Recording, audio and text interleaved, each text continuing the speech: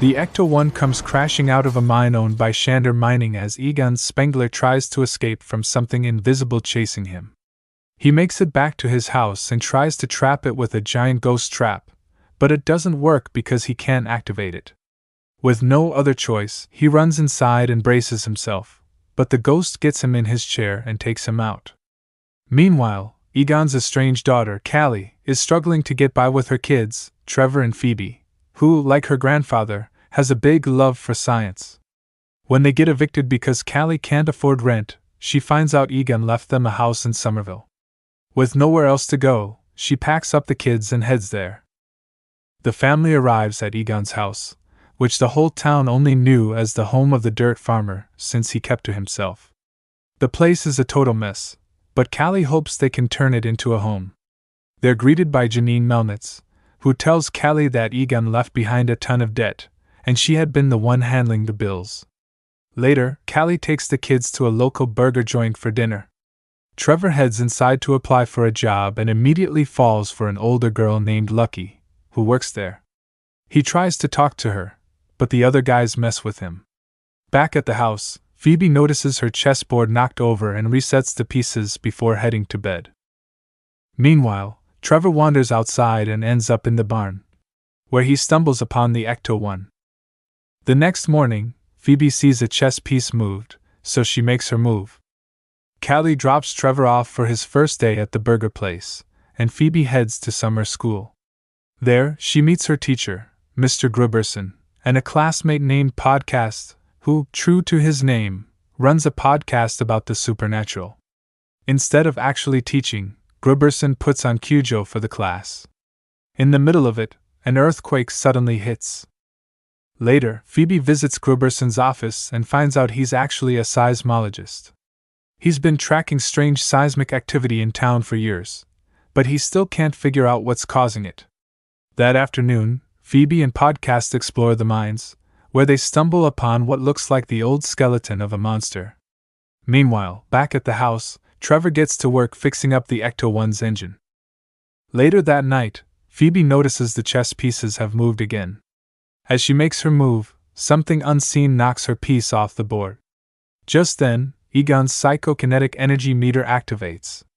Curious, Phoebe searches the house and eventually discovers an old ghost trap.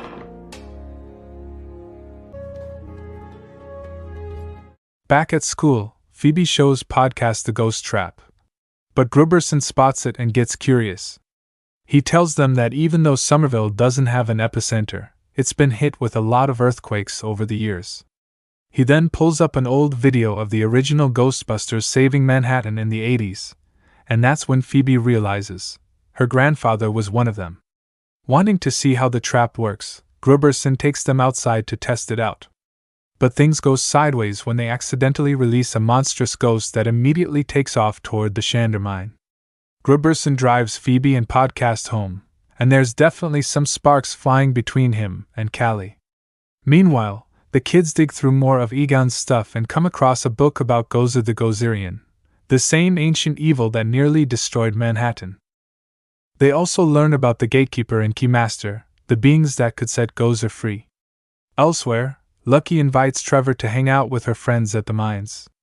While they're there, one of the ghostly entities suddenly bursts out and flies away. Phoebe grabs the PKE meter and heads to the barn, where she stumbles upon Egon's old workspace and computer room. She finds his old uniform with his name on it, and soon realizes the truth. The ghost that's been following her is Egon. After fixing up one of his old devices, she heads back to her room. Later, she asks Callie what kind of scientist Egon was, but Callie, still bitter about him abandoning her and her mom, brushes off the question. The next morning, Phoebe brings Egon's old proton pack to show Podcast. They test it out, and it still packs a serious punch. Suddenly, they hear a noise coming from inside a building and discover a blue, blobby ghost that eats metal. They named it Muncher. The ghost notices them and attacks by spitting metal shards their way. Phoebe and Podcast fire the proton beam at Muncher, sending it flying. Just then, Trevor rolls in, having just fixed up the Ecto-1 and taken it for a joyride. He picks up Phoebe and Podcast, and they take off after Muncher. Phoebe hops into the car's retractable seat, blasting at the ghost as they chase it through town.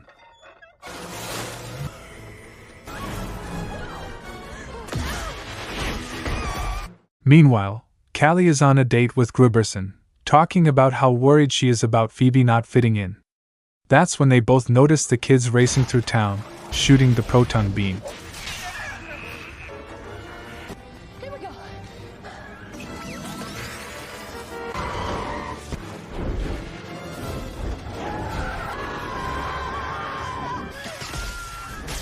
Oh my God, what just happened? The chase leads them outside of town, toward the mine. The kids manage to trap Muncher using a remote-controlled ghost trap.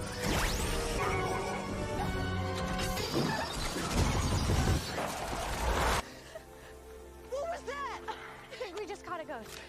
They get pulled over and arrested by Sheriff Domingo. While sitting in their jail cell, the kids realize that Lucky is actually Sheriff Domingo's daughter. She confirms Trevor's ghost sighting as he updates Phoebe and Podcast on the mines. Phoebe uses her one phone call to reach out to Ray Stantz, who now runs an occult antique shop out of the old Ghostbusters headquarters. When she brings up Egon, Ray immediately says he can rot in hell, but when she tells him Egon is dead, his tone shifts to regret. Ray explains that Egon had a huge falling out with him and the rest of the Ghostbusters before disappearing to Somerville, taking every last piece of their old gear with him. The last time they spoke, Egon was ranting about the apocalypse, sounding completely off the rails. Phoebe manages to tell Ray that she's Egon's granddaughter, but before they can talk more, Sheriff Domingo forces her to hang up. Callie and Gruberson show up to bail the kids out, but Domingo keeps all the Ghostbusters equipment locked away. Back at home, Phoebe and Callie get into an argument. Phoebe has come to understand and respect Egon, but Callie still only sees him as the man who abandoned her. She doesn't want Phoebe getting caught up in whatever mess he left behind. Gruberson heads to Walmart to grab some ice cream. But things take a weird turn when he notices bags of Stay Puft marshmallows coming to life. Tiny marshmallow men start popping out, causing chaos.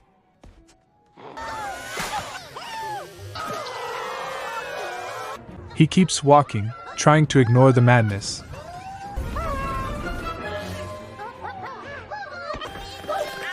Until he stumbles across Vince Clortho in the aisle. The beast locks eyes with him, and Gruberson takes off running. He barely makes it to his car before Vince catches up and attacks. The next day, Phoebe and Podcast bring Trevor and Lucky to the mine for more investigation. Inside, they discover a creepy temple with a statue of Gozer and the preserved body of Ivo Shander, a cult leader obsessed with Gozer. The walls are marked with years of past seismic events, all leading up to this one. Shander had been waiting for Gozer's return. Suddenly, another earthquake hits, and the kids realize what's really causing them, a ghostly portal beneath a massive trap that Egon built to contain Gozer and other evil spirits. Just as Gozer tries to emerge, the trap kicks in, keeping the entity at bay. The kids don't stick around to see what happens next, they take off running. Meanwhile, Callie stumbles upon the PKE meter and follows it to Egon's old lab. As she looks around, she starts to realize something.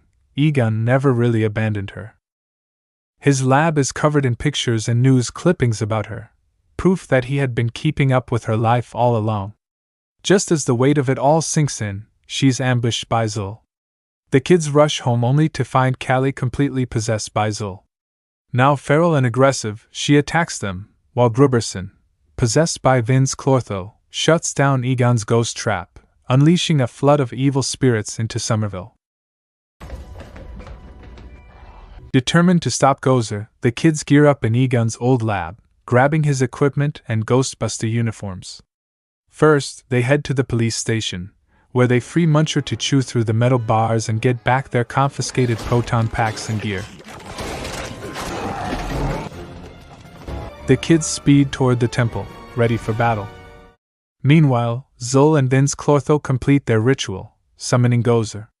The old temple rises from the ground, and Ivo Shander awakens, eager to serve his dark master, only for Gozer to immediately rip him in half. Podcast manages to trap Zul, breaking Callie free from possession and momentarily weakening Gozer. 1 second.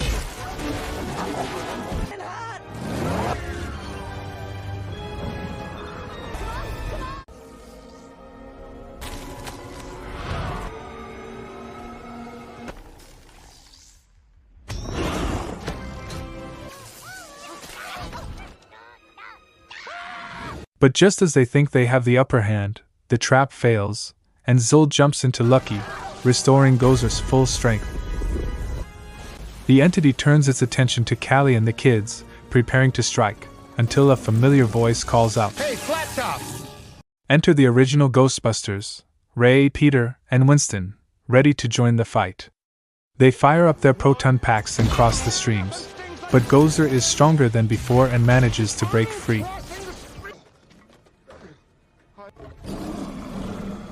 That's when Phoebe steps up, blasting Gozer with everything she's got. Just then, Egon's ghost appears, standing beside her, guiding her aim.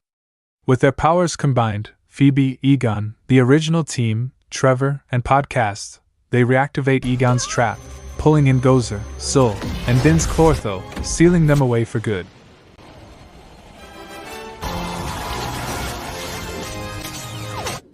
With the battle over, the original Ghostbusters take a moment to talk to the new generation. Venkman, ever the Joker, acknowledges that Phoebe is definitely Egon's granddaughter. Trevor helps Lucky break free from the remains of Zul, while Gruberson also returns to normal after being freed from Vince Clortho. Egon's ghost looks at his old friends, and without words, they share a moment of understanding, making peace after all those years.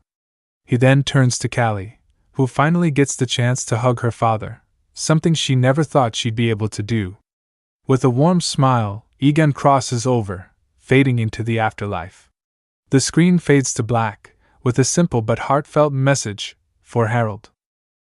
In the mid-credits scene, Venkman is revealed to be married to Dana Barrett, and she's having a little fun with him, putting him through his old electroshock test.